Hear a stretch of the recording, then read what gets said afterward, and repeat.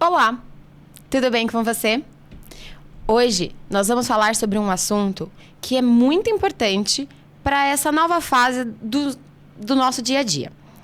Hoje nós vamos falar com a psicóloga Fiamma Ribeiro, ela que é especialista em dinâmicas familiares e terapia de casal. Hoje nós vamos falar sobre um tema que provavelmente ou você passa ou você conhece alguém que está passando sobre isso. Vamos falar sobre o que é ser madrasta. E isso é tão real e é tão mal compreendido, não é mesmo? Madrasta é a bruxa? É aquela vilã? É quem vai dar pra você a maçã envenenada?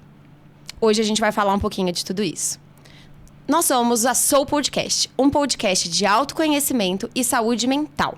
Fica com a gente. Hoje nós estamos ao vivo e você pode fazer a sua pergunta aqui no chat, que a gente vai passar todas essas perguntas para a Fiamma e a gente vai poder falar um pouquinho mais sobre esse movimento que ela iniciou, que se chama Novas Madrastas. Fiamma, conta pra gente o que é o movimento Novas Madrastas. Novas Madrastas, Lu. Primeiro de tudo, obrigado pelo convite. Que isso. Ótimo Obrigada estar aqui por com aceitar. vocês, falando sobre esse tema que eu amo, que não é só um tema profissional, mas é o tema da minha vida. Afinal, né, novas madrastas, afinal, eu só fui madrasta a minha vida inteira, né? Uhum. Então, meu primeiro relacionamento, que foi com o pai do meu filho, que foi meu primeiro namorado, 6 meses depois, a minha primeira enteada nasceu. Então, eu fui madrasta nesse primeiro relacionamento, depois do divórcio, agora sou madrasta novamente. Então, casei pela segunda vez e sou madrasta novamente. Tem experiência de causa, então, né? Totalmente. Totalmente. E aí o estudo vem até assim na questão da sobrevivência. Então, essa minha conexão com o tema veio realmente da minha própria história, né? Eu passei por um divórcio por conta dessas dinâmicas familiares. Depois disso, eu comecei a me aprofundar. Eu migrei do direito para a psicologia, né? E aí, dentro da psicologia, eu aprofundei ainda mais nesses temas. E aí, o que é a nova madrasta? A nova madrasta é essa mulher, hoje, né? Que está nessa família, nesses modelos de famílias contemporâneos, né? Então, hoje, com o índice de divórcio muito alto, então, novas famílias começaram a acontecer. E as novas madrastas, que diferente dessas madrastas, né, que está aí no inconsciente coletivo, que é a madrasta má, né, são mulheres que precisam realmente se autodesenvolver, ter conhecimento, ter informação para lidar com essa nova dinâmica. E ter uma família harmônica, ter uma família que funciona e onde ela e o parceiro também possam florescer. Porque senão, né, é um relacionamento onde tem que estar bom para todo mundo. E essa Então, maturidade não vem do nada, né? Vem Não. através do conhecimento, dessa informação. Porque Exatamente. esperar que a mulher esteja pronta para uma nova família, às vezes ela não está pronta para a primeira família dela. Não, gente, às vezes ela não tá pronta para um nada. relacionamento básico, né? Exatamente. E aí o relacionamento já vem com um adendo, né? Já Vem com uma bagagenzinha. E o que você faz com isso? Qual é a sua posição, né? Não é afastar, obviamente. A gente não espera que seja afastar. De forma mas alguma. como aproximar também, né? Exatamente, porque acontece o que é. O tipo de família hoje da nossa sociedade, a família referência, né, que nós conhecemos é a família nuclear. Né? Aquela família lá, margarina, que é pai, mãe, filho. Tá? Então, quando acontece um divórcio, então você sai da família nuclear e aí cria-se famílias monoparentais, que é a mãe com aquele filho e o pai com o filho também, né? Quando há visita. E aí, quando esse homem ou essa mulher casam novamente, né? E aí cria-se aí uma família reconstituída, que é o quê? Que é uma família onde um ou ambos os parceiros trazem filhos de relacionamentos anteriores. Então, você percebe que nessa família são 2 subsistemas familiares, né? Mais subsistemas familiares, às vezes até mais. Então, unidos. Então, esse é o grande desafio. E, inicialmente, o conflito grande é justamente esse, porque quando a gente fala em família nuclear, a gente fala de um sistema, né, familiar único. E na família reconstituída, que é um nome, inclusive, que muita gente não gosta, né? São vários subsistemas, né? Então, tem o subsistema casal, que é aquele marido com aquela mulher. Tem o subsistema biológico, que é o pai com o filho. Se a mulher traz filho também de outro relacionamento, tem um outro subsistema dela com o filho dela. E esses subsistemas vão precisar se integrar. E isso não é automático, isso não é instantâneo. Isso leva tempo, né? E demanda desse casal aí um esforço ativo para que isso aconteça. Existem algumas tarefas, né, nos estágios de desenvolvimento dessa família que precisam ser cumpridas para que haja essa integração que todo mundo deseja. Nossa, que interessante isso que você falou, sabe, dos subsistemas, porque quando a gente pensa na dinâmica madrasta, né, na palavra madrasta, a gente considera essa mulher e o filho de uma outra pessoa. Mas e os outros núcleos, né? Sim. Que sem os outros eles... membros, né? Porque não é só isso, né? Tem a mãe dessa criança, Sim. né? Sim. Muitas vezes tem um padrasto também. Então não é só a madrasta, né? E quando a gente fala nesse assunto, gente, é inevitável, né? Na minha cabeça vem a imagem do William Bonner, da Fátima Bernardes, com seus novos companheiros e os filhos. Sempre é essa imagem que vem na minha cabeça. Eu falo, gente, é isso. Era pra ser assim. Exatamente, né? Era para ser assim. O ideal, né, é que evolua nesse aspecto. Mas para que chegue nesse aspecto aí, todo mundo tem que estar muito bem trabalhado, terapeutizado, bem resolvido. Por quê?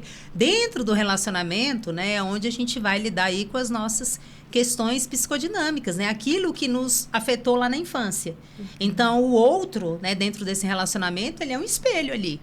Para o que faltou, para o que não foi bom para mim, para as minhas dores, para as minhas faltas. Eu vou lidar isso tudo ainda na presença de uma criança. Então, o enteado ali, não é que haja uma implicância, mas ele traz um significado para essa mulher, muitas vezes de falta, muitas vezes remete ela a uma falta que ela teve lá atrás, a um relacionamento ruim com o pai ou com a mãe.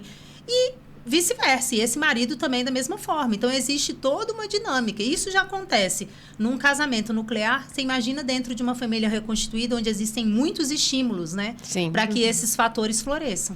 Eu fiquei curiosa, por que a galera não gosta dessa palavra, reconstituída? Pois é, ontem eu estava atendendo um casal, e aí ele falou, olha, Fiamma, eu não gosto desse nome família reconstituída, porque parece assim, que eu tô assim, parece remendando, é uma coisa remendada, é uma coisa... E aí eu expliquei para ele o seguinte, que na verdade, assim, né, existem hoje vários nomes, né, tem gente que chama de família recomposta, tem família mosaico, e eu sempre explico, né, para os meus pacientes, que não importa o nome que você vai dar, você pode até criar um nome para sua família.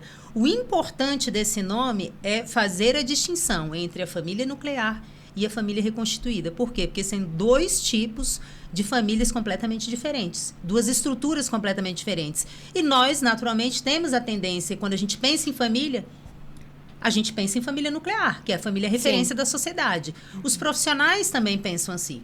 E aí é totalmente diferente. Por exemplo, o que muitas vezes numa família nuclear seria considerado patológico, um comportamento patológico, na família reconstituída, não. Faz parte dos estágios de desenvolvimento normal daquela família.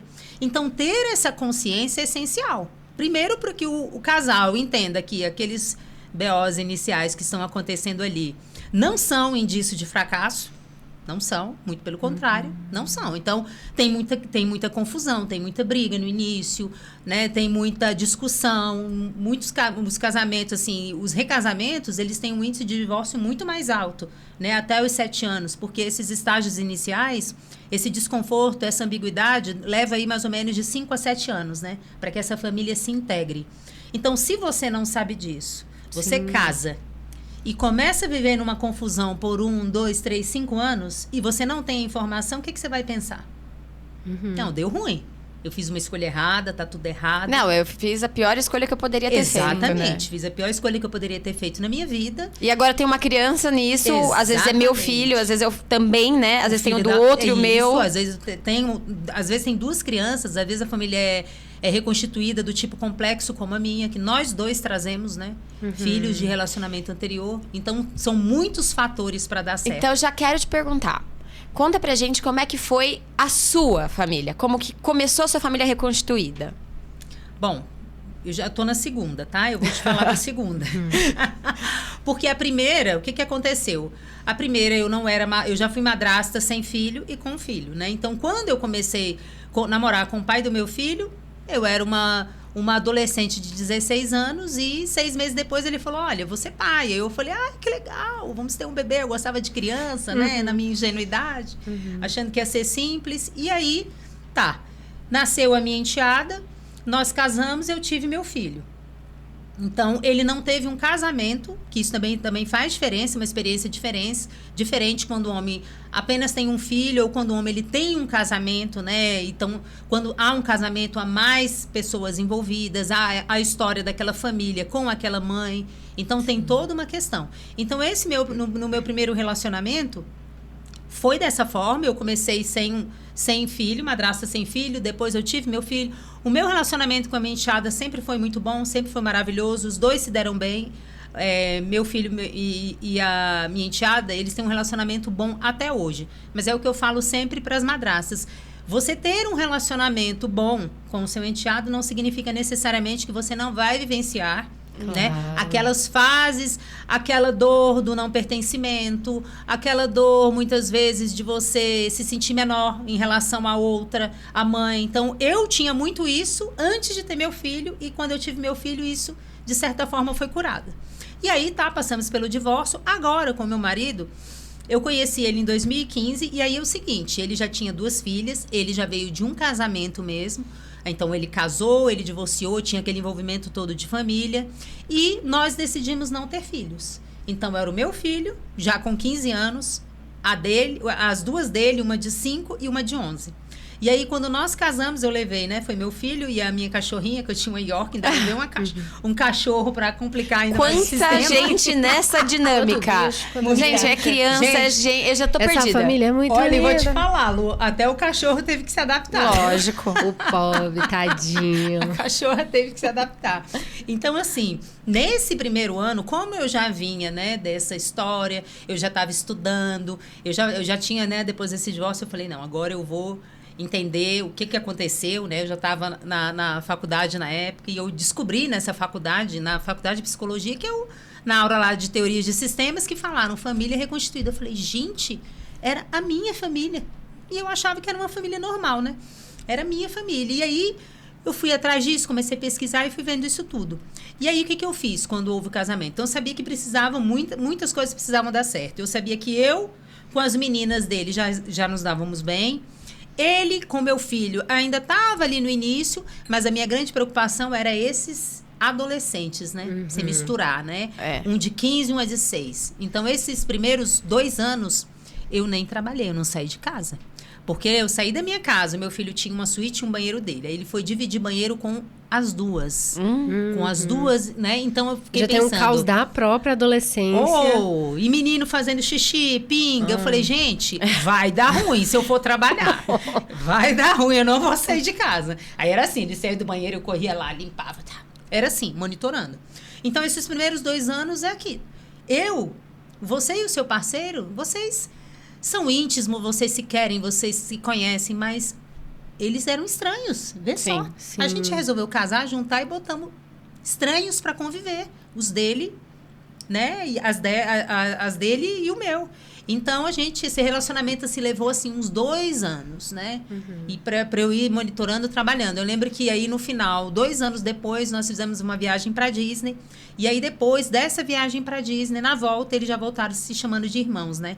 Então, foi uma... Foi a magia. Nossa! É a magia da Disney. A magia da Disney. O Mickey. Mas é verdade, faz diferença. Quando você muda de ambiente, né? Total. Você muda de ambiente, impacta. O estímulo é outro. É, outro estímulo, exatamente. Então, eu falei, não, vamos fazer uma coisa legal para ver se dá uma quebrada aí. Aí, quando nós voltamos, ele já estava se chamando de irmão. E aí, foi muito bacana. E isso não aconteceu de forma instantância, né? Não, de jeito nenhum. Demanda tempo, demanda intenção, investimento. Intenção, exatamente. Paciência. Sim. Né? E que é o que a gente muitas vezes não tem nesse início, né? Nós queremos que as coisas funcionem muito rapidamente, muito magicamente, né? A gente quer que funcione agora. Esse início, ele é meio fantasioso, né? A gente ou acha que vai dar muito certo, ou acha que vai dar muito ruim. Só que aí a gente não considera as complexidades do processo, né? Sim. Que ele pode ser fluido. Fluido mas assim, toda relação ela vai demandar, né? Sim. Tendo uma criança ou não, tendo um filho ou não. Exatamente. Demanda tempo, demanda você ter que ouvir a pessoa, demanda você ter que fazer algumas adaptações. Sim, e aí o que inclui é que são mais, né? Tem o plus ali. Exato. Porque é o que você falou, né? Eu tenho também casais que não são recasados. E tem briga do mesmo jeito. Não é? Tem divórcio do mesmo jeito, né? Se eu costumo falar, né, para as madrastas, mas eu queria que minha família fosse, eu falo, gente, se família nuclear fosse sinônimo de sucesso, não existiam tantos divórcios e as famílias recasamentos, reconstituídas não estavam aumentando cada vez mais. Sim. Né? Com certeza. Há uns anos atrás já estava quase para ser o primeiro tipo. Eu nem sei como é que estão as pesquisas hoje atualizadas, mas provavelmente assim a gente já tem mais famílias reconstituídas do que nucleares. E as coisas, é isso, né? As coisas avançaram muito, né? Então, assim, o divórcio hoje, né? Ele já é uma coisa natural. Sim. Já é entendido de uma forma natural. A mulher não precisa mais de autorização para isso. Olha, gente, avançando. Graças a Deus, Deus é bom. exatamente. Não, porque falando, né? A gente vai falando. Sim. Minha mãe se divorciou, se desquitou, né? Desquitou, é verdade. Minha mãe se desquitou no início da década de 90. E ela não podia fazer isso, né? Quem tinha que fazer o pedido era o homem. Isso. Ela não pôde fazer o pedido. E ela só podia concretizar o divórcio de fato depois de 5 ou 6 anos desquitados. Sim. Porque daí você poderia oficializar. Porque até lá poderia se entender que o casal poderia retomar. Isso. E naquela época, de fato, era muito menos comum que isso acontecesse. Sim. Né? Mas mesmo assim, se você vai vendo... Eu lembro que eu, criança, na escola, eu tinha poucas amigas que os pais eram separados. Quando eu era adolescente, eu tinha muita amiga que o pai era separado. Exatamente.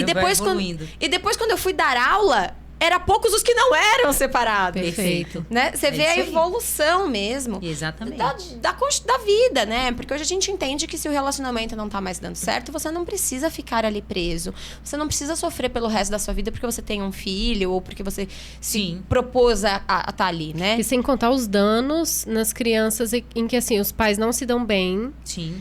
Já mantém aquilo ali. Mantém aquilo ali, não dá certo, não funciona, não tá bem pra ele, não tá bem pra mãe, não tá bom pra criança também, mas se mantém.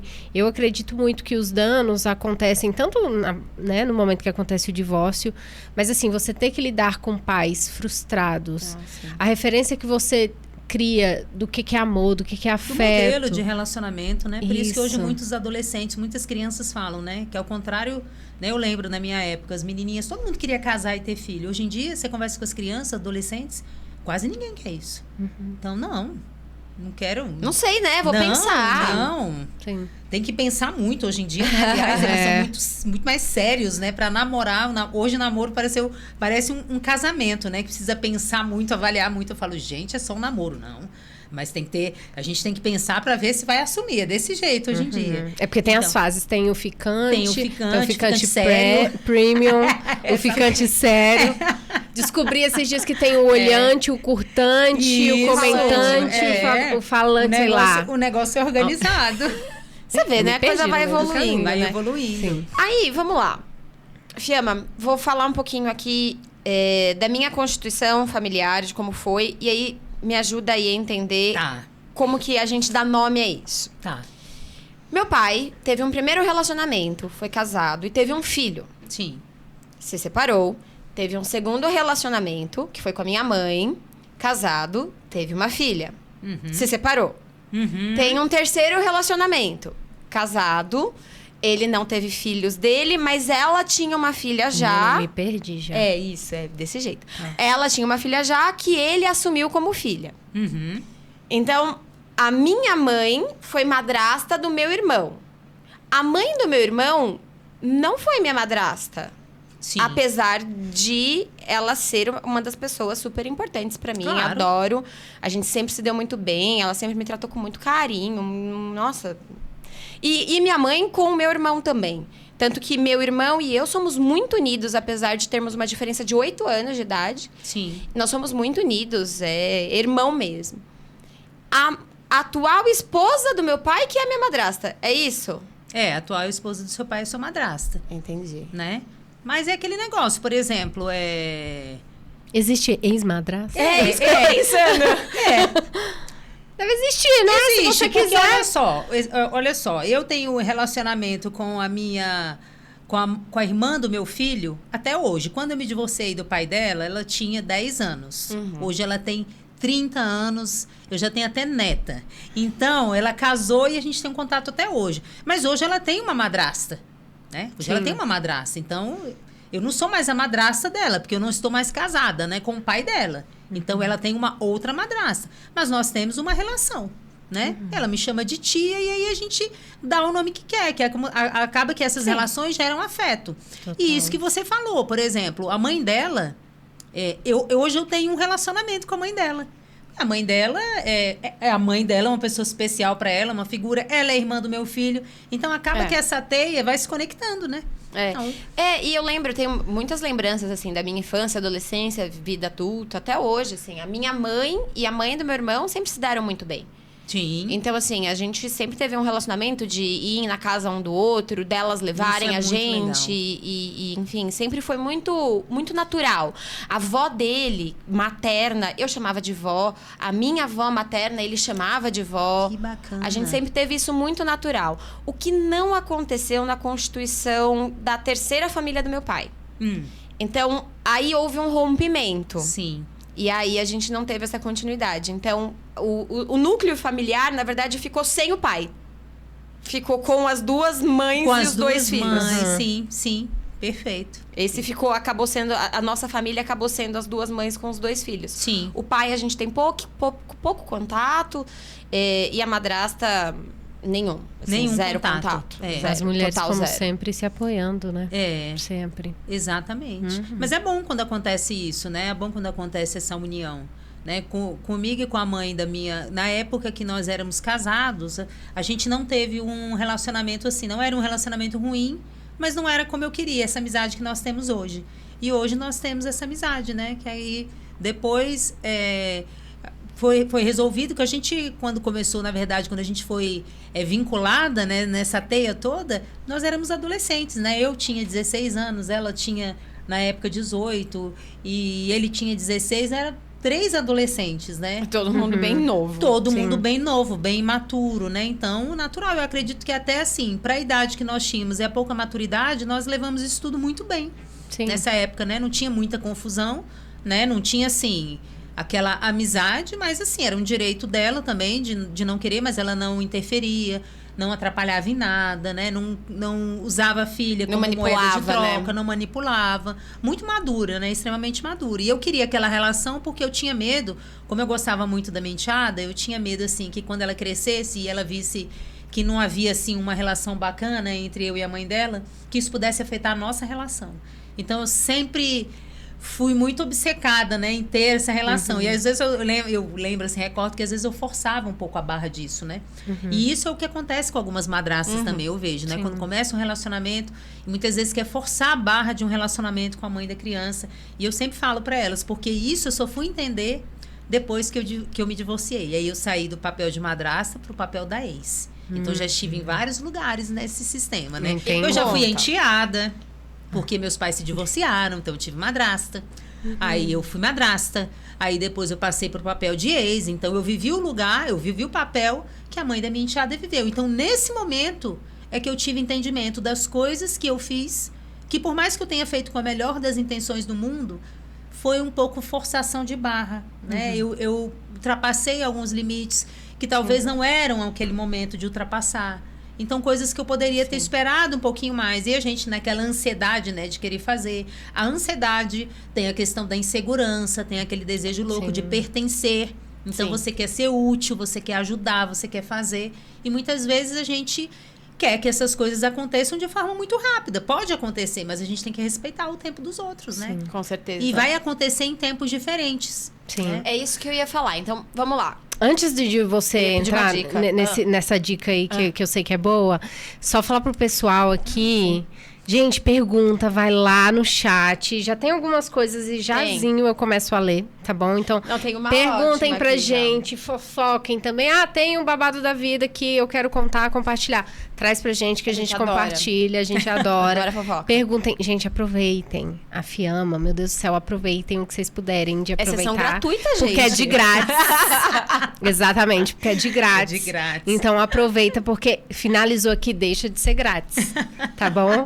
É verdade. Não, Vai, eu Luana. adorei que já tem um comentário aqui da Bruna Martins. Usem o pai da Luana como exemplo. Casar vale a pena. deve valer, gente, assim. Valeu pra ele. Tá valendo. Mas olha, esse comentário, embora engraçado, ele faz muito sentido. As pessoas que divorciam e casam novamente são pessoas que valorizam muito o casamento. Elas valorizam tanto que elas não aceitam uma relação mais ou menos. Elas querem uma relação excelente, maravilhosa. No entanto, aí vem naquele ponto que você colocou aqui antes, né? Que às vezes as pessoas não se dão bem.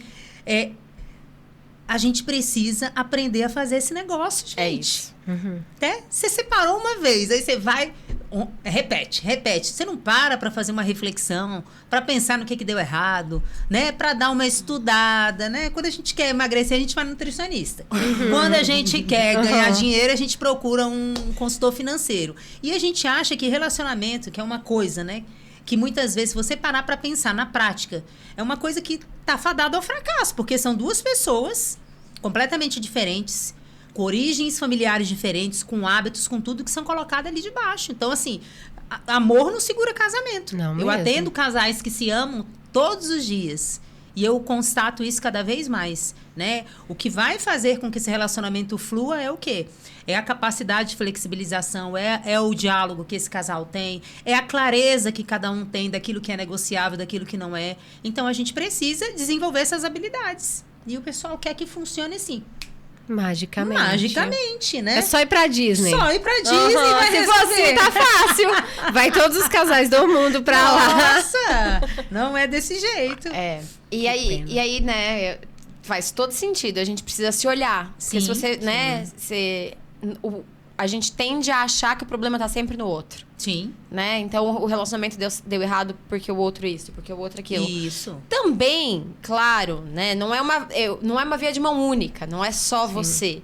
Mas, né, o outro faz com você aquilo que você também deixa o outro fazer. Sim. Então, você também tem que estar muito atento a isso, né? Sim. Bom, a dica que eu ia pedir é... Se eu estou entrando agora, estou conhecendo uma pessoa, estou batendo um papo, estou começando a me relacionar, o negócio tá ficando a sério. Conversante. Um conversante... Não, já passou Já do passou. conversante. Ah, entendi. É um ficante Já tá um séria. ficante premium. Entendi. Se eu tô com o meu ficante premium e ele já tem um filho, uma filha, já tem de um outro relacionamento, qual a dica que você dá pra essa primeira abordagem? Então, assim, tá bom, eu vou conhecer os filhos dele, qual é a dica que você pode dar pra gente? Eu assim, primeiramente, né? Você conhece primeiro esse ficante premium, tá? Você observa o que ele fala desse casamento, como é que é a dinâmica dele com os filhos, se eles estão em guerra, em pé de guerra com divórcio, com briga, né? Observa. Como ele fala dessa ex-mulher, né? Dessa ex-mulher, né? É Sim. importante a gente analisar isso, porque tem ex-mulheres que dão problema muitas vezes por 10 anos. Então, assim, tem uma dinâmica complexa. E eu costumo falar o seguinte, né? Qualquer relacionamento não é responsabilidade única. Deu certo ou deu errado, não é de um. Tem corresponsabilidade. Então, né? Aquilo ali, aquela relação ruim que aquele homem tem, é um resultado do processo dele também. Né? Ele tem corresponsabilidade naquele resultado, naquela relação mal sucedida e naquela relação depois que terminou, porque acabou o relacionamento casal, fica ali a coparentalidade, né? Aquele relacionamento, então muitas vezes nem isso esse ex-casal consegue estabelecer um bom diálogo. Então isso são sinais, isso são indícios, então é bom observar esse tipo de coisa. Como é que ele lida com essas questões, com essa situação? Se ele é o cara que ele vai, conversa, ou se ele é um cara que ele foge, que ele manda alguém, se o filho fica com a mãe, fica com a avó, larga. Muitas vezes é assim. Tem muitos homens, muitas vezes, que não tem nem contato com o filho. Aí casa, bota o filho para morar dentro de casa. Não tem contato nenhum. Então espera com que tenha uma mulher, que aí já vai entrar essa questão, né? De como a sociedade, uma questão já cultural mesmo e de gênero. E aí ele que já se espera que essa mulher cuide. E é isso que se espera muito da madrasta, né? Que ela cuide, que ela goste de criança, não porque ela é madrasta, mas porque ela é mulher. Então, viu mulher e viu menino, qualquer coisa para cuidar, é a mulher que vai cuidar. Joga lá no colo Você dela. joga lá no colo que ela adora isso, né? Então, é mais ou menos assim que funciona. Então, essas coisas são importantes. E aí, depois que você analisou isso tudo e tal, e a dinâmica, na verdade, eu recomendo. Muitas mulheres falam assim, fiamba, ele não quis me apresentar ainda o filho e tal. Eu falo, gente, não tenham ansiedade para conhecer ainda. a criança, né? Deixa o relacionamento amadurecer, fluir. Às vezes esse homem está um pouco cauteloso, cuidadoso. Aproveita esse momento para aprofundar o relacionamento. Porque a partir do momento que conhecer a criança, vai se estabelecer uma dinâmica com a criança, tá? E aí você está no início de um relacionamento. Então, não tem que ter pressa. E aí, quando conhecer, é mais ou menos isso. Se manter tranquila, ser você, né? E aí, o relacionamento com qualquer pessoa, Lu. Como é que um relacionamento se estabelece? Eu costumo sempre falar. É um interesse genuíno na vida do outro. E isso é até com uma criança de 5, né, com um adulto, com o nosso parceiro. É interesse genuíno, é uma conversa. Você vai ser agradável, você vai ser você. Você não precisa ser ninguém além de você. Né? Com as suas qualidades, com as suas virtudes, vai conversar ali com aquela criança, tendo interesse nela, claro, tendo uma conversa apropriada para a idade dela. E se você fizer isso de forma genuína, já vai ser muito bom. Ótimo. Com certeza. Ô, Fiamma, eu tenho um comentário para ler aqui que estão tecendo os elogios a você, tá? Boa noite, da Aline Dionísio. Se você conhece aí, tá tudo certo. Aline, do Rio? Sim, eu acho que sim. Ó, Fiamma é maravilhosa e faz um trabalho lindo na internet, ajudando principalmente muitas stepmoms. Stepmamas. Ah, tá. Que como não nós tem... nos chamamos. Ah, entendi. Stepmamas. Que não têm condições de pagar uma terapia e precisam de conselhos e apoio psicológico. Eu quero afirmar isso mesmo, porque o Instagram dela é maravilhoso, gente. Vão lá, sigam, porque tem muita informação, Aline, muito conteúdo beijo. de qualidade mesmo. E o João Lúcio perguntou o seguinte: na experiência pessoal dela e clínica, quais são as principais dificuldades emocionais que passam as madrastas nessa nova família? A primeira, sim, eu acho que a maior é a desinformação, tá? Então, primeiro de tudo é desinformação. Por quê? Em maior ou menor intensidade, essas mulheres vão sentir os impactos. Não só a mulher, o homem também e a criança também.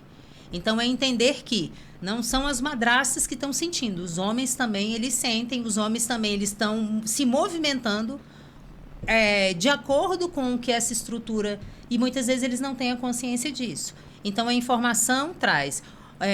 ontem eu estava atendendo um casal e aí a esposa virou e falou assim: Fiamma, nós viajamos, né, a semana toda e falamos todos os dias e tal. E ele não me comunicou. A gente, tipo assim, aí passou a semana toda viajando, conversando. Quando nós chegamos, que aí ele me comunicou muito rapidamente que o meu enteado estava doente. Então, eu me senti assim... excluída, porque foi muito rápido. Então, eu estava aqui, eu poderia ter me preparado para recebê-lo, que ele disse: olha, eu estou indo buscar o fulano, ele está doente, vou para casa. Então, ela não sabia, ela poderia ter se preparado, feito alguma coisa para a criança. Então, ela se sentiu excluída. E os homens, muitas vezes, o que eles reclamam dessa mulher é isso: eu quero que você participe da vida do meu filho. Então, eles querem a participação, mas muitas vezes eles mesmos têm essa resistência de dividir, de achar que não tem que dividir as coisas, de achar que não tem que falar. Muitas vezes tratam só com a mãe da criança. E aí cria uma exclusão real mesmo. Então, essa madrasta, muitas vezes, ela tem ciúme, ela se sente excluída e não é loucura. Existe realmente uma exclusão acontecendo de forma consciente, inconsciente e velada. E aí é essa família lá, né? O pai, o filho e muitas vezes essa ex-mulher, né? Num subsistema, e a madrasta aqui sozinha do outro lado. Então, a informação, ela salva. Primeiro de tudo, porque ela vai normalizar todos esses conflitos, todos esses sentimentos, todo esse mal-estar. Então, muitas pessoas falam assim: nossa, caramba, que alívio saber disso. Fiamma, caramba, se eu soubesse disso, tinha me poupado, sei lá, 5, 10 anos de sofrimento, de angústia. Então, a informação, ela liberta, ela salva.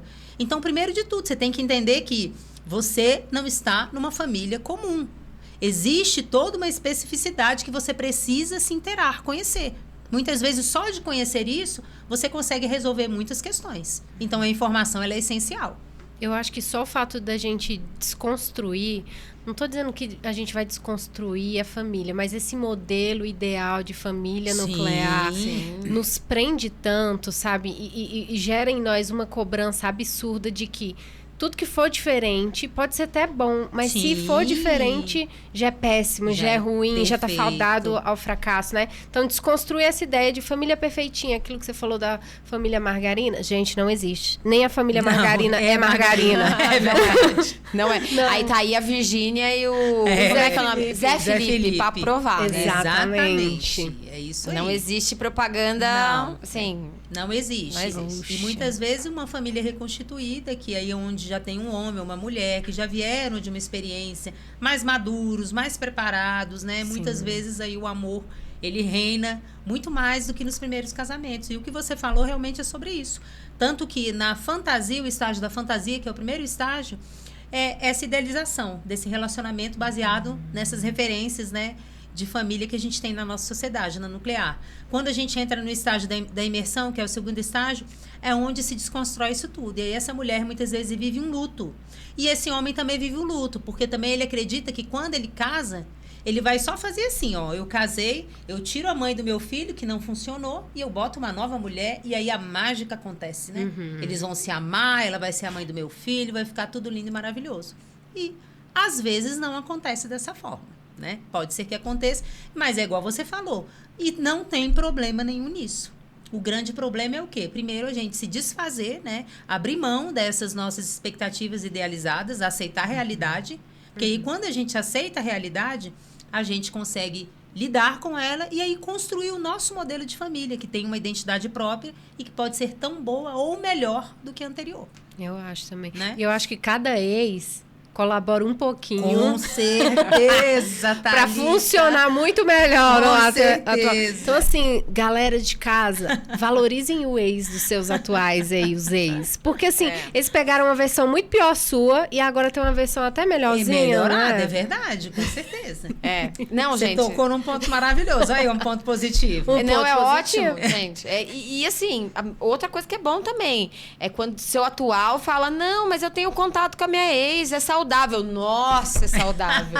Então, assim, já é outro positivo que você Não fala. é uma ex louca. Não, porque assim, terrorista. não, o cara Ah, fala... às vezes é, mas às vezes não. Não, às também. vezes... 90% das vezes não é a ex que é louca, né? Exatamente. Mas, assim, é Exatamente. o alecrim dourado ali que Mas não... é por isso que eu falei que você precisa tomar cuidado naquilo que a Luana perguntou, de tá conhecendo. Presta atenção como esse cara fala sobre outras mulheres, porque você é uma outra mulher entrando na vida dele, né? Como é que é essa ex ali? Exatamente. Todas as mulheres da vida desse homem não presta? Isso. A mãe não presta, a ex não presta, a mãe do filho não presta? E Como até né? assim, como ele elabora isso, né? Até como ele conta do relacionamento. Porque se ele só fala que tudo é responsabilidade dela, né? E que ele é O alecrim o não alecrim tem- dourado que não tem defeito nenhum Ai, e que foi uma olha. vítima, isso também é um Também. sinal. Fala sobre ele, né? Sobre o comportamento dele. E a gente tá acostumado que, historicamente, é aceitável que homens tenham outras relações. Sim. É aceitável, né? A gente sempre aceitou, o homem se divorciou, se separou, largou a mulher, e ele vai casar de novo. Sim. A sociedade sempre aceitou isso muito bem. Sim. Mas que a mulher faça o mesmo, aí já não é tão bem E aceito. a conta não bate, né? Não, Porque a se o conta cara não tá bate. casando com outra mulher, Exatamente. não tem como. Eu não consigo fazer essa conta na minha cabeça. Exatamente. Outra questão. E se eu for a ex? Se eu sou a mãe de uma criança Perfeito. e o meu ex agora está entrando num relacionamento e ele quer colocar a minha criança, meu filho, minha preciosidade em convívio com uma mulher, uma fulana, uma ciclana que eu não sei quem é. Perfeito. E eu tô surtada. Perfeito. Terapia, né? Isso Ponto. acontece todos os dias. E até essa ex, Lu, ela precisa também trabalhar, né, todo esse luto dela, porque o que acontece? Enquanto esse novo casal, né, está numa motivação incrível, porque está iniciando um relacionamento, muitas vezes essa mulher, ela está aí vivendo pós-divórcio, né? Vivendo também um luto de uma idealização familiar que não aconteceu. Muitas vezes não tem a ver com o sentimento. É o que eu falo sempre para as mulheres, para os homens. Não tem a ver com o sentimento. O luto, muitas vezes, a gente leva... ele ainda gosta, está sofrendo. Gente, não tem a ver com a pessoa. Mas é o ideal de família. Ninguém casa pensando em divorciar. As pessoas têm o ideal de família. E quando você não consegue levar aquilo adiante, vem aquela sensação de fracasso. Então, essa mulher está aí nessa fase. Então, ela, o que ela tem que ver? Aí o outro já está lá, começou a relação. Se tem um bom relacionamento com esse marido, o que é o ideal?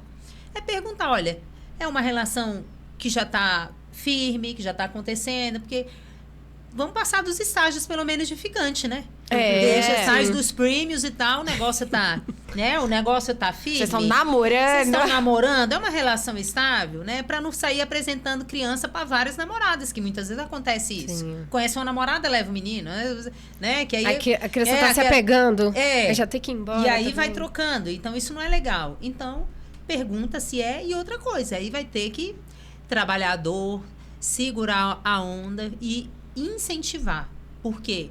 Essa mulher, ela é essencial também no bem-estar que o filho vai ter dentro desse novo relacionamento. Sim. Porque muitas vezes essa mãe, ela pode nem falar nada. Tipo assim, ela pode nem falar mal da madrasta, tá?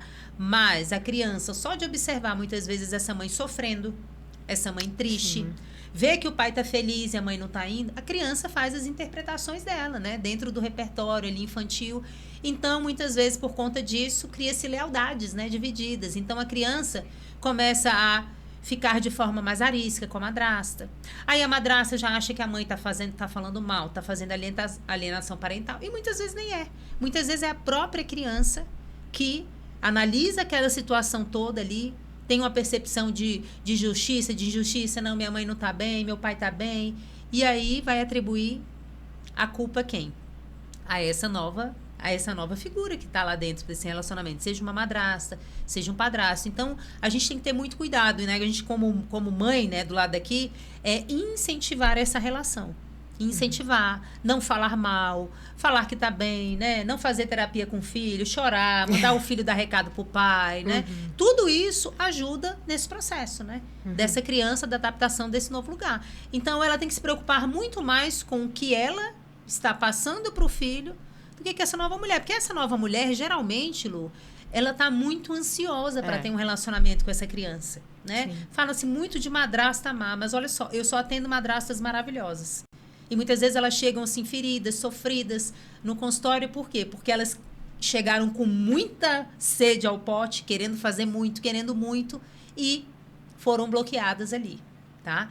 Então, elas querem muito do lado daqui. A grande questão é como é que essa mãe vai lidar? Porque muitas vezes essa relação ela fica já marcada de forma negativa logo ali no início, por conta do comportamento dos adultos. E o pai nessa dinâmica? Porque a gente está falando de uma mãe, de uma madrasta, dos filhos, mas assim, qual que é o papel que talvez seja o principal intermediador, né? O fio condutor, né? Ele é o principal intermediador, né? A gente costuma falar que ele está numa situação, a gente fala, o pai está numa situação privilegiada.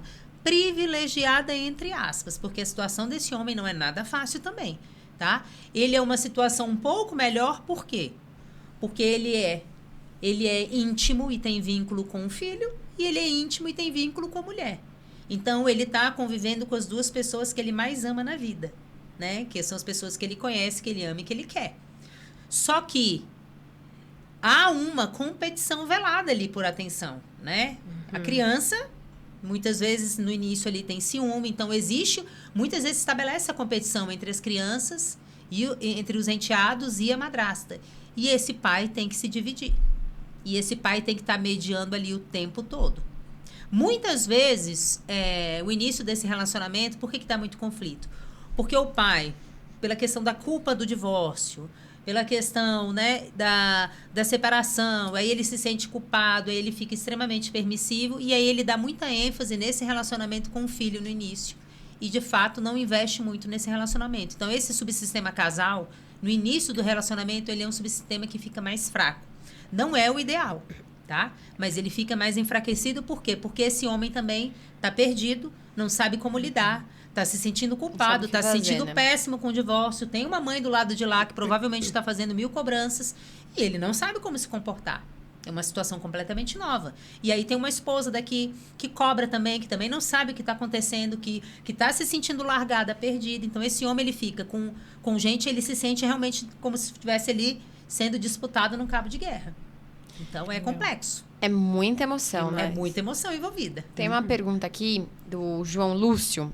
Ele perguntou: quais são as diferenças entre a adaptação das madrastas e dos padrastos? Das madrastas é mais difícil, por quê?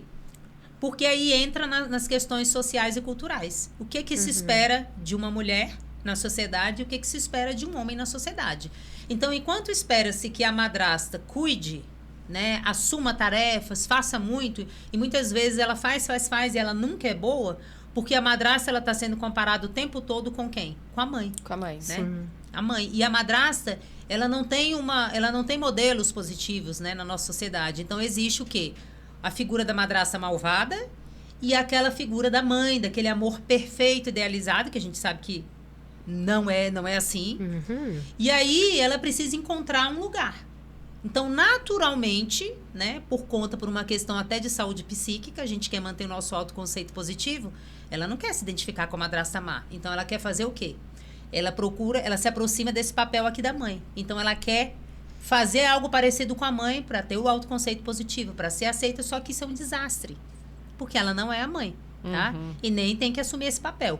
Pro padrasto já não é assim.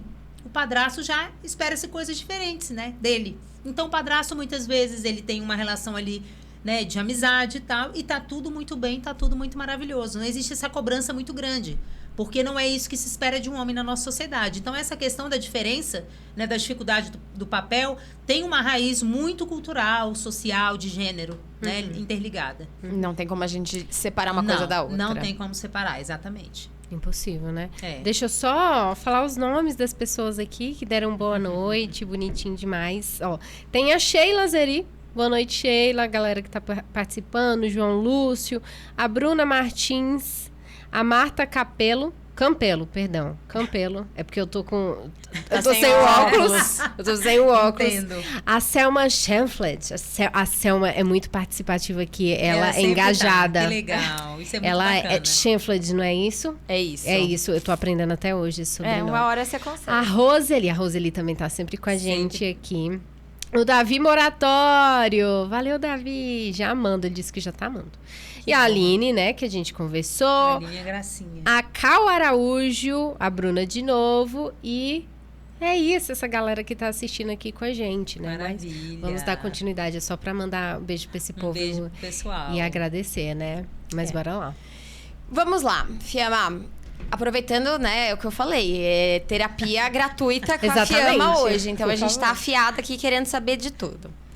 Quando você tá lá no consultório, qual é a dinâmica de atendimento, né? Que a galera, ela sempre fica muito curiosa com isso. Ah, atendimento de casal. É pra brigar? É pra um falar o que odeia no outro? Quebra-pau. Casos de família. Regina Volpato. Nossa, Regina é antiga. Agora é outra. Não, eu gosto da Regina Volpato. Qual é essa dinâmica dentro do consultório, né? Porque eu percebo que muitas pessoas, muitas vezes, têm um preconceito mesmo em fazer a terapia de casal, porque tem a sensação que a terapia de casal é pra ir lá, pra um brigar com o outro, um falar o que odeia do outro, que não tem coragem de falar na cara. Sim. Como que é? É assim? Não. Não é assim. Claro que existe essa expectativa.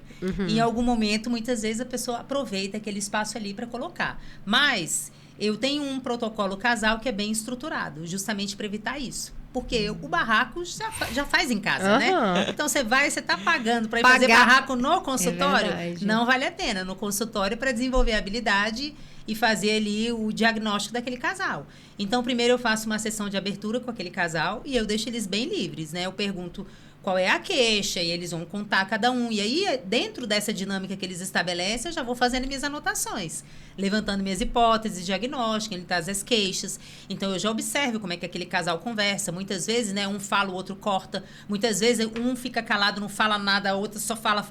Ou é o contrário, ou é o homem que fala.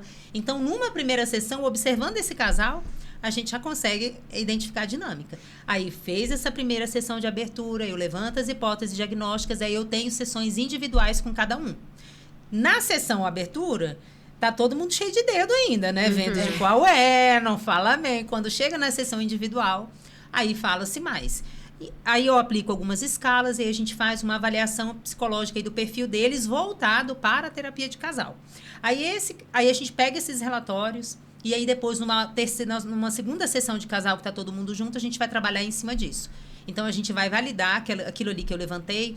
Eles trocam, vão conversar. Qual é o objetivo disso? É promover o autoconhecimento entre esse casal. Que eles entendam o perfil, né? E comece a parar, né? Ah, fulana é teimosa. Não, fulana, o perfil dela é assim. Ela tem uma personalidade assim. Então, promover esse autoconhecimento para parar de usar aqueles termos pejorativos para entender como é que funciona. Às vezes, um casal, né, é bem diferente psicologicamente. Tem uma que fala mais, tem uma que é mais intensa, tem um comportamento mais explosivo. Então, assim, existem perfis diferentes. E é entender, né, que aí não é sobre aquele comportamento, mas sobre um perfil. Então, a gente traz isso para o perfil psicológico.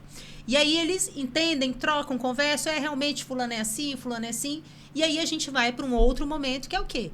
Aí eu faço a psicoeducação dos estágios de desenvolvimento da família. A gente vê onde esses casais estão, se for o casal de família reconstituída, recasamento, né? Se não for, a gente vai entender a história deles. E aí a gente vem nessa primeira fase, que é composta de 2 sessões, que é uma sessão para cada um individual e 4 de casal. É uma fase de diagnóstico e onde a gente vai identificar aquilo que cada um precisa para ficar bem dentro do relacionamento. Então, a gente termina essa primeira etapa com os pedidos gentis. O que eu preciso que o outro faça para eu ficar bem dentro dessa relação.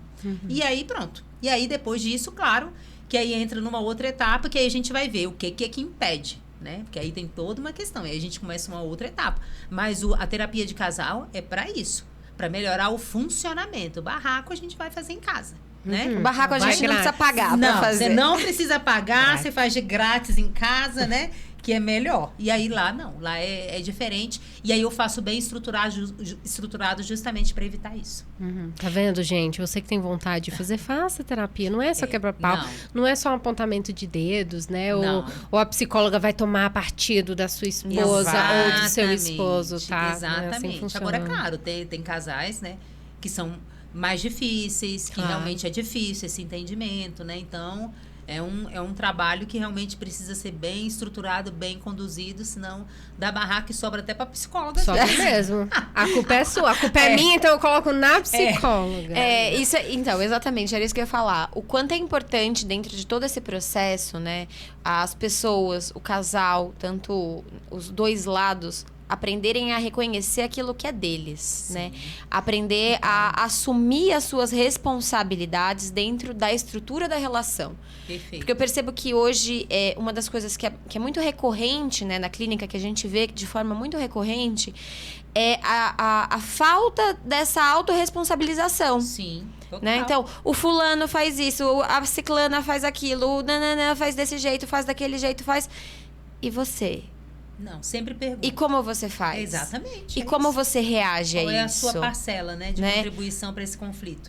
Porque assim, é aquilo que a gente estava falando mais cedo. Dentro de um relacionamento, o que o outro faz também é responsabilidade sua. Porque, de certa forma, você deu liberdade para ele fazer isso com você. Então, assim, é óbvio, né? A gente não tá falando aqui sobre agressão, a gente não tá falando de um relacionamento tóxico, a gente não tá falando de relacionamentos abusivos. Isso é um outro pedaço. Inclusive, a gente tem um podcast gravado que a gente fala bastante sobre isso. Sou eu e a Thalita. Se você tiver interesse, volta lá, que tem esse podcast gravado que a gente fala especificamente sobre isso. Mas dentro de uma relação que é que é saudável, que está dentro dos padrões de saúde. Potencial. Que tem potencial. Sim. O outro vai fazer aquilo que você deixa que o outro faça com você também, né? Então, cabe a você também colocar alguns limites e entender, olha, eu entendo, mas até aqui. Daqui pra cá eu não vou entender mais. Sim. Né? Então, se autorresponsabilizar é muito difícil. E eu imagino que você vê isso todos os dias no consultório. Muito difícil, Lu, porque a autorresponsabilização, ela demanda clareza. Então, a grande dificuldade é essa. Muitas vezes eu não tenho clareza. Eu não boto limites porque eu nem sei quais são os meus limites. Eu nem sei o que eu valorizo. Eu sempre pergunto isso, mas o que é importante para você? Esses dias eu fiz uma enquete. Eu não tenho muita certeza, eu não sei. Então, se você não tem clareza do que importa, se você não tem clareza daquilo que é negociável, daquilo que não é negociável, você vai estar o tempo todo perdido, até nas conduções. Porque se eu não tenho clareza do que eu quero, como é que eu me posiciono? Como é que eu faço esse pedido gentil para o outro? Para atender aquilo que é importante para mim, se eu não tenho essa clareza. Então, sem clareza, o relacionamento ele fica complicado mesmo. Sim. E aí, muitas vezes, essa é a sua parcela de contribuição para o conflito. Você não tem clareza do que é importante para você, você não se posiciona, você não fala, você não é assertiva, porque você não sabe. Então, tem que procurar saber. Autoconhecimento. Tem que procurar se conhecer, exatamente. E a gente esquece que o processo de autoconhecimento, pelo menos num primeiro momento, ou em alguns momentos, ele é mais solitário, né? Total. Ele tem impactos coletivos, mas para essa relação A2, A3, A4, enfim, funcionarem, é preciso ter uma caminhada assim um pouco mais solitária, que é para dentro, para você se olhar para isso que você falou, Total. né? Para suas próprias questões, para daí você está mais ou menos bem para lidar com as questões do outro, né? Exatamente. Não dá para fazer o caminho inverso, lidar com o outro para não depois dá, consigo, não né? dá. As coisas E se por que bagunçam. eu costumo dizer que o relacionamento é a maior escola de autodesenvolvimento que existe. Se a gente aproveitar o relacionamento para isso, vai ser incrível. E outra coisa, né? De acordo ali com a teoria do esquema de Robert Lee, não existe um encontro por acaso. Né? Existe uma química esquemática. Você atrai aquela pessoa, né, que você precisa atrair para trabalhar alguma coisa relacionada a você. Então, se você teve uma história de rejeição, se você teve uma história de abandono, né, se você teve alguma história relacionada a alguma dor, geralmente você vai atrair uma pessoa que vai manter aquilo ali em você. E aí é esse momento que você vai ter que identificar essa dinâmica, identificar essa questão e trabalhar tudo isso. Então, é dentro do relacionamento que essas questões difíceis vão surgir. E muitas vezes, aí, o que a gente faz quando a gente lida com essa dificuldade? Qual é o nosso primeiro ímpeto? Sair fora, né? Por quê? Porque o nosso cérebro, ele é treinado para isso, né? Eu me afasto daquilo que é aversivo e eu me aproximo daquilo que me gera prazer. Só que é esse momento que você tem que enfrentar. E aí é o que eu falo para as madraças também, né? Por isso que eu falo, novas madraças. Novas por quê? Porque é uma nova mentalidade. Você busca, né, o seu autoconhecimento, você busca se desenvolver dentro dessa relação. Né? E não fugir dela. Vou procurar um homem que não tem filho achando que o problema é o filho. Sim. Não é. O problema não é o filho. Sim. Tem um comentário aqui que eu acho interessante, que eu acho que vai casar. Ó. Fico pensando que muitos homens querem também ser cuidados pelas mulheres, como se fossem mães. Sim. Talvez por isso que muitos homens evitam um relacionamento com mulheres que tenham filhos, né? Então, eles querem ser prioridade, querem ter o tempo total ali para eles, né? Porque, querendo ou não, quando se existe um filho, o filho torna-se prioridade em determinado momento, né? Sim. Então, faz sentido o que o João Lúcio comentou, hein? Fia, mas só vou pedir um favor. Puxa um pouquinho o seu microfone, porque o pessoal comentou que tá um pouco mais baixo. Tá. Tá ótimo. Pronto. Essa questão que você trouxe de prioridade é uma coisa muito interessante, Thalita, porque as madraças reclamam muito disso, e aí agora veio também, né, esse comentário também, e eu acredito que os homens também devem se sentir dessa forma. Quando se relaciona com uma mulher que tem filho, muitas vezes, né, como disse, quer ser cuidado e tem uma criança no meio. Então, prioridade não significa importância. Então, prioridade, a gente tem que lembrar da fila de prioridade. O que é prioridade? É uma pessoa que tem uma necessidade especial para aquele contexto específico. Legal. Então, tem algum momento que sim, essa criança vai ser prioridade, mas ela não é prioridade sempre. Não dá para ela ser prioridade sempre dentro de um relacionamento, senão não existe relacionamento. Tanto para a mulher que tem um filho e se relaciona com um homem sem, tanto para um homem que tem filho e se relaciona com uma mulher sem. Ou até dentro do casal, né? De um casamento até nuclear. Um casal, exatamente. Até um casal de família nuclear. Se a prioridade é filho, o casamento não existe. Existe o quê? Parceiros, né? Sócios, trabalhando ali, criando aquela criança. Então, a prioridade, ela vai existir em momentos específicos.